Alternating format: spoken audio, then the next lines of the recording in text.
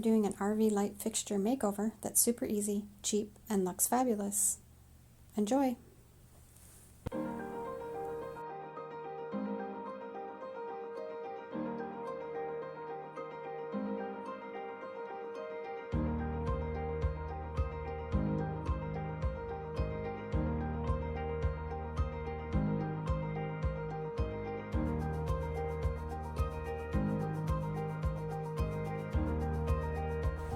These pop off really easy. Just squeeze and they'll come right out.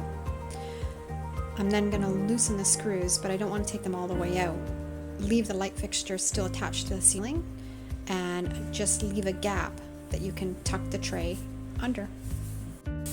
All finished. I just tuck the tray under the fixture and then tighten the screws back up so it's snug to the roof.